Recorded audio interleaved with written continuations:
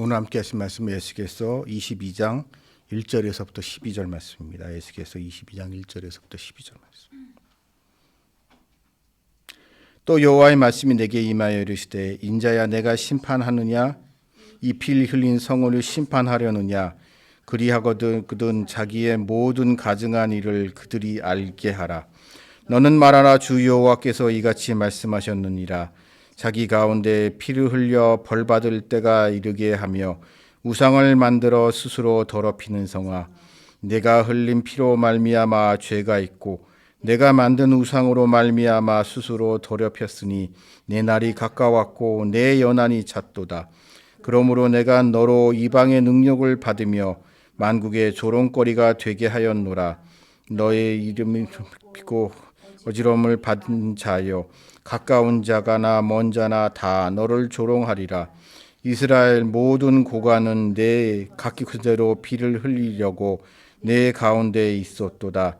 그들이 내 가운데에서 부모를 업신여겼으며 내 가운데서 나그네를 학대하였으며 내 가운데서 고아와 과부를 해하였도다.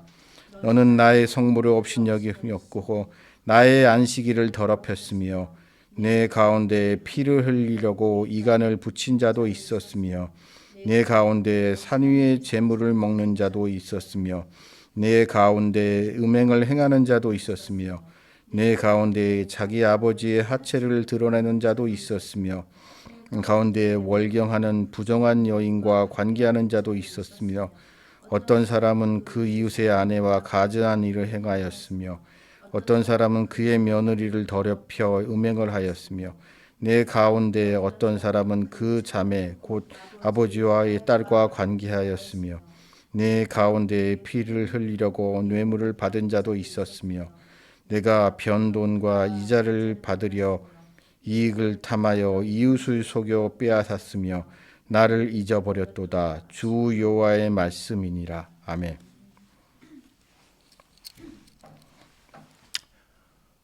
사람들은 나쁜 걸 싫어합니다. 나쁜 사람을 싫어해요. 나쁜 사람도 나쁜 사람을 싫어합니다. 그래서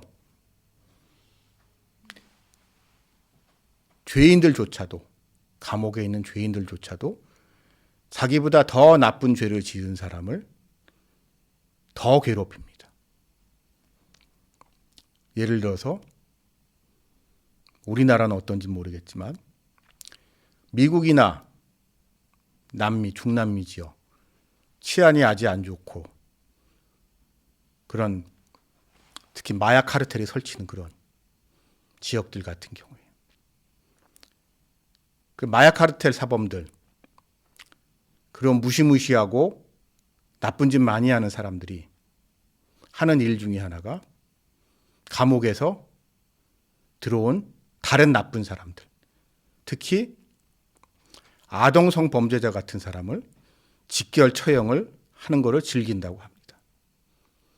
본인도 나쁜 놈이지만 수없이 많은 사람을 무고한 사람들을 죽였겠죠. 그래서 감옥에 들어와 있으면서도 자기보다 더 나쁜 짓을 했다고 하면서 다른 물론 나쁜 놈들이죠. 다를 그렇게 처단하는 것, 심판하는 것을 즐겨하고 통쾌해한다고 합니다. 얼마 전에 유튜브에서 본 유튜브가 무슨 게시판에서인가요? 본 건데 흥미로운 글을 하나 봤습니다. 무슨 자기가 사고를 쳐서 감옥에 갔다 왔는데 이제 자기 무슨 죄였는지 정확히 기억이 안 납니다. 무슨 죄를 져서 감옥에 갔다 왔는데 한 6개월 정도 짧게 갔다 왔다고 합니다. 근데 자기와 같은 방에 있는 사람이 반도체 기술을 중국에 유출하다가 이제 잡혀온 사람이래요. 반도체 하여튼 우리나라 대단한 하여튼 이런 엔지니어인데 반도체 기술을 중국에 유출하다 걸려서 감옥 생활을 같이 했다고 합니다. 근데 그 사람이 보기에 그 반도체 기술을 유출한 사람이 같은 죄인들 사이에서도 사람 취급을 못 받았더래요. 보통 잡혀 들어오 그 이제 반도체 기술을 유치한 사람이 나이가 좀 있는 분이신데 나이가 있고 한 가닥 했던 양반이니까 이용 가치가 있으니까 중국 쪽에서 접촉을 했겠죠.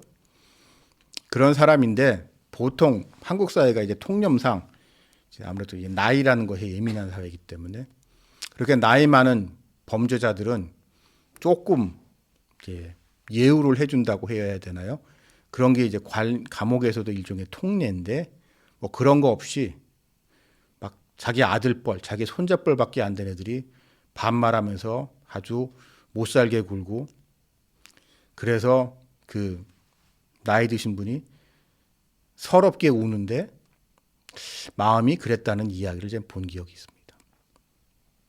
그러니까 그런 게 이런 거죠. 감옥에 뭐 이런저런 죄를 짓고 들어온 사람들이 보기에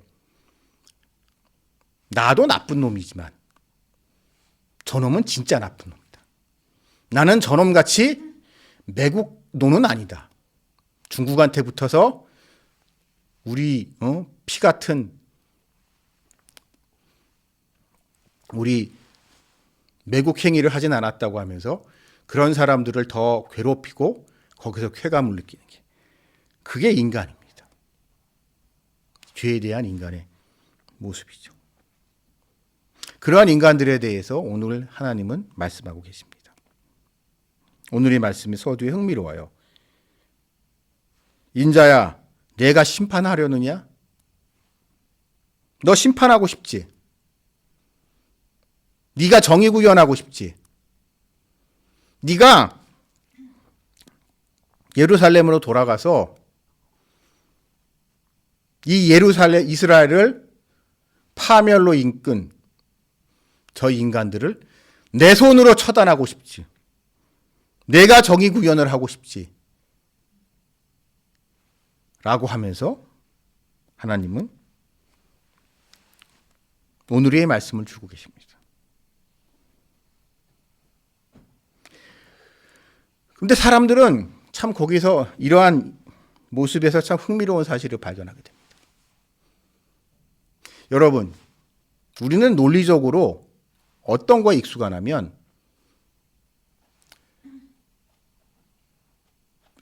양, 선, 악의 구도로 노는 걸 좋아합니다. 우리에게 익숙해요. 선이 있고 악이 있고.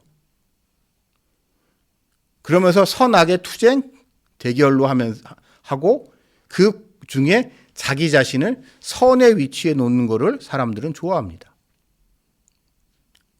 그러나 여러분, 안타깝게도 우리가 살고 있는 세상은 선과 악의 대결이라기보다는 악과 또 다른 악의 대결인 경우가 많습니다. 이쪽은 좋은 사람, 저쪽은 나쁜 사람이 아니라 이놈도 나쁜 놈이고 저놈도 나쁜 놈인데 나쁜 놈들끼리 중에 나쁜 놈들이 서로 누가 더 나쁜가를 가지고 경쟁하는 게 이 세상이에요. 그러면서 상대방 손가락 같습니다. 그래도 내가 쟤보다는 낫잖아. 나는 차마 쟤같이 그러지는 않아. 그러니까 쟤는 나쁘고 이 나쁜 저놈들을 대립하고 그들과 투쟁하고 있는 나는 좋은 사람이야. 라고 자기 합리화를 하는 게 인간입니다. 오늘 이 말씀 속에 등장하는 이스라엘 사람들. 포로로 붙들려 와 있는 억울함으로 가득 차 있는 이 바벨론의 이스라엘 사람들의 마음이 딱 그런 거죠. 그러나 여러분, 우리 한번 좀 냉정해집시다. 왜 우리가 그럴까요? 우리 마음에 왜 악을 보고 분노할까요? 그것은 일정 부분 그 악을 통하여 나의 악을 덮고 싶은 그러한 음흉한 자기 합리화의 메커니즘이 작동하기 때문이고, 또 한 가지는 어떤 권력관계, 이권관계에 있어서는 저 나쁜 사람과의 투쟁을 정당화하면서 그 투쟁의 결과 성취한 것을 정당화하기 위해서 그런 거죠. 일종의 숙청의 작용을 정당화하는 겁니다. 내가 저 나쁜 놈들을 정리하는 정의 구현을 하겠다는 것은 결국 내가 더 많은 권력 하겠다는 거예요. 그 사람들이 가지고 있는 그 자리보다 더 높은 자리에 가고 싶은 거고 그들보다 더 힘이 세지고 싶다는 거예요. 그리고 그 과정을 통해서 자기 걸 갖고 싶은 거죠.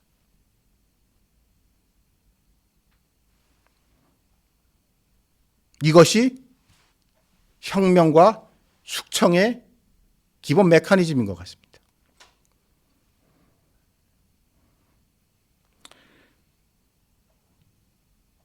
세상의 악에 대해서, 불의에 대해서 막 뭐라고 이야기를 합니다. 혁명가들은.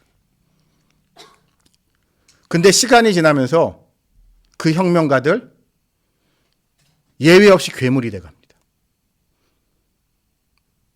똑같은 놈이 돼가요. 아니 그리고 똑같은 놈이 돼야지 그 혁명에 성공합니다.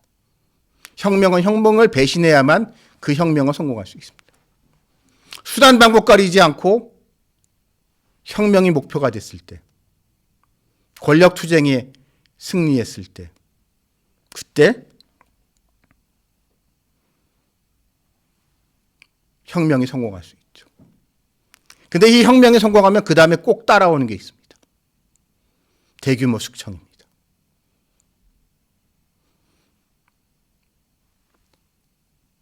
혁명을 통하여 얻게 된 과실을 둘러싼 내부 투쟁. 그리고 그것은 대규모 숙청으로 이어져요.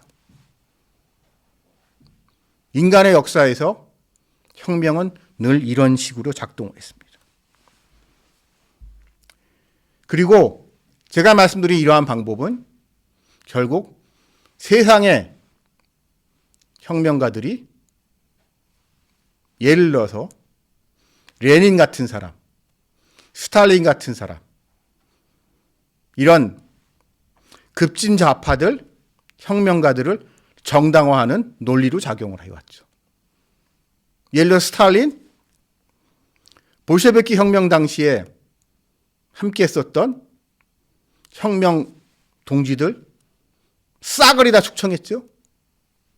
트로츠키 같은 사람, 부하린 같은 사람. 그렇게 무자비하게 숙청을 했지만 그 숙청을 어떻게 정당화해요?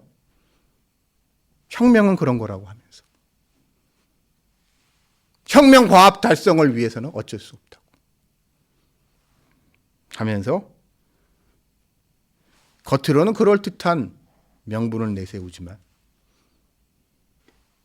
그거를 통하여 자기 이권을 챙기는 게 그것이 인간의 모습입니다. 이러한 마음을 가지고 있는 이스라엘 사람들에 대해서 선지자 에스겔을 통하여 하나님은 말씀하고 계십니다. 그들은 스스로 상대적인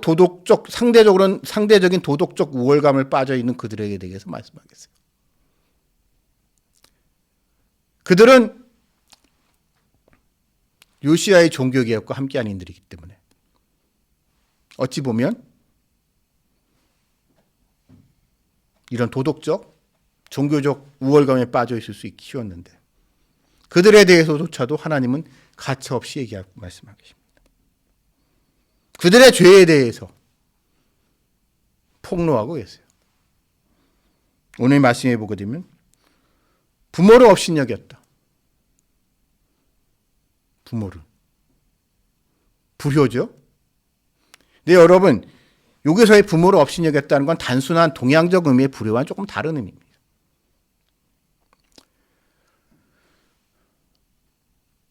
혁명의 과정에서 여러분 나타나는 특징 중에 하나는 기성 권력, 결국 자기 부모님의 권력을 자식이 뺏어와야 되는 거예요.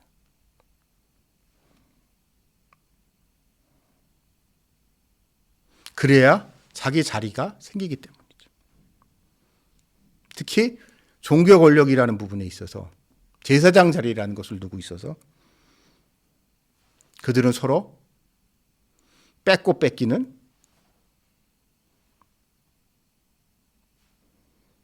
그런 내부 권력 투쟁을 했고, 이러한 내부 권력 투쟁은 경우에 따라서는 우리가 천륜이라고 생각하고 있는 부자지간에도 예외는 아니었을 겁니다. 그렇기 때문에 그들은 에 대한 첫 번째 죄로 지적하신 게 부모를 없인 여겼다는 말씀하고 계시고, 그 다음에 나그네를 학대했다고 해요. 말씀하고 계세요. 나그네를 학대했다. 이스라엘 사람들 입장에서 한번 생각해 보셨어요. 이 나그네라는 문제가 좀 예민한 문제입니다. 나그네, 이웃들과 잘 지내면 그들의 우상 숭배에 물든 그들의 타락한 문화와 접촉할 수밖에 없어요.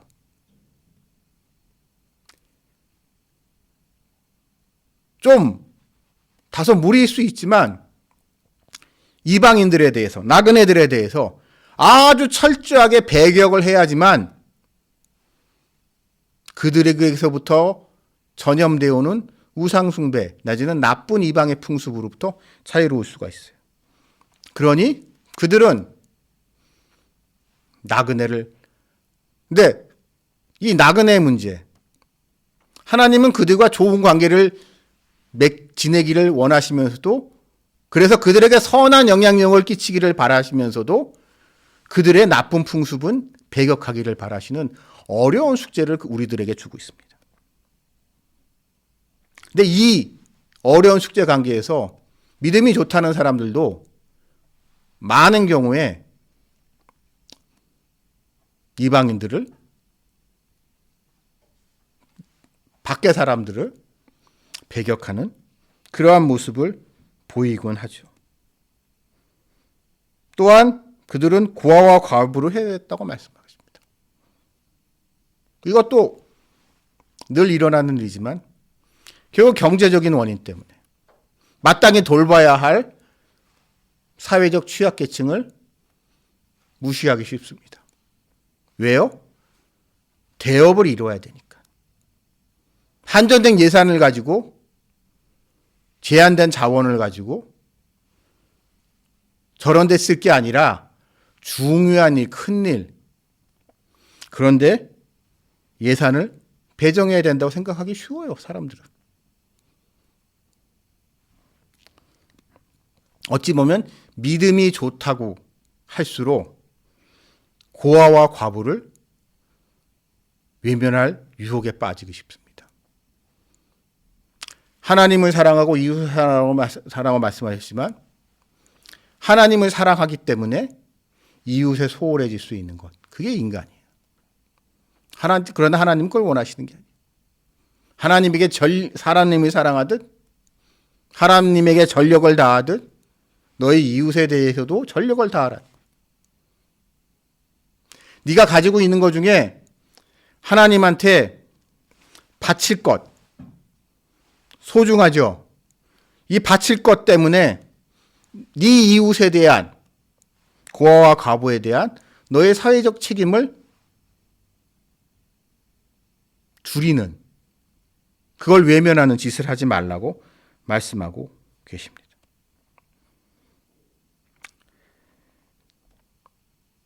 이렇듯 수많은 죄들을 하나하나 날고하고 계세요. 이 부분이 우리에게 주는 가르침은 나는 쟤들보다 달라라는 그런 얄팍한 생각하지 말라는 거예요. 저놈들은 지금 예루살렘에 있는 시드기야와 함께한 저들은 나쁜 놈이지만, 하나님을 배신한 인간이지만, 이곳 바빌론에 있는 그들도 정도 차이만 있을 뿐 똑같은 놈들이라는 거예요. 여러분이나 저나 전과자가 아닙니다. 그렇죠? 여러분 전과 없으실 거예요. 뭐 높으신 어느 분은 웬만한 전과자 어디 한둘이냐고 얘기하는 사람도 있지만 대다수의 국민들은 전과자 아닙니다. 근데 여러분, 전과 몇 범인가가 중요한가요? 전과가 있느냐, 우리 같은 대부분의 사람들은요, 그 사람이 전과자냐 전과자가 아니냐를 가지고 사람들이 평가합니다. 그러니까 흔히 말 별 단다고 하잖아요. 별이 하나냐, 별이 2개냐, 별이 10개냐, 별이 100개냐. 그게 뭐가 중요해요?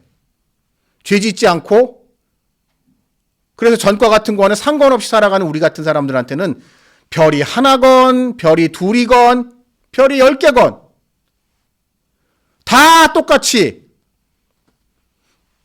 문제 있는 사람이듯 하나님이 보시기에 죄를 하나만 지은 놈이건, 죄를 100개를 지은 인간이건, 작은 죄를 지은 범한 사람이건, 큰 죄를 범한 사람이건, 다 똑같은 죄인이에요. 근데 우리 인간은 나는 그래 나 죄 내가 살다 보니까 죄를 지었지. 그래도 나는 저 사람같이 이렇게 흉악무덕한 사람 아니야. 나는 먹고 살기 위해서 어쩔 수 없이 그냥 실수했을 뿐이고, 그날 내가 욱하는 감정 컨트롤이 안 돼서 욱해서 사고를 쳤을 뿐이고, 그날 내가 제정신이 아니어서 깜빡 헷가닥해서 그랬을 뿐이고, 라고 하면서 온갖 핑계를 내면서 자신의 죄를 정당화하고 합리화하지만 하면서 동시에 다른 사람에 대해서는 야 그래도 난 너보다 나아, 나 너가 채먹지는 않았어 라고 얘기하는 것, 그게 죄인들의 모습입니다. 우리같이 죄 안 지는 사람이 보기에는 다 그놈이 그놈 같은데 말이에요. 그런 말씀을 하고 계십니다. 사랑하는 성도 여러분, 악마는 우리를 유혹하는 여러 가지 방법이 있는데요, 그 중에 한 가지가 이런 것 같아요.